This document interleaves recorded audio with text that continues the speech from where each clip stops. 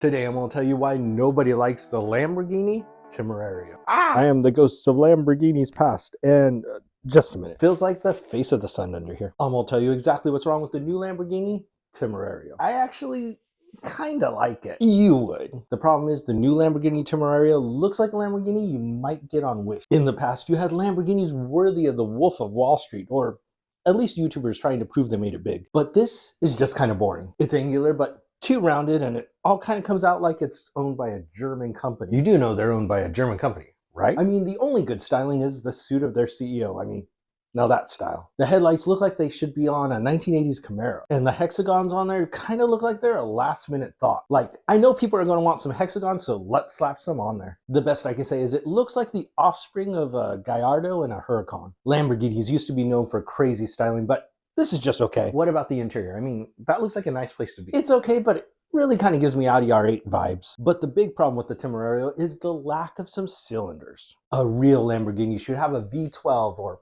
at least a V10. A twin turbocharged V8 is okay, but it doesn't have the character of a V10. But it's more than just a twin turbocharged V8.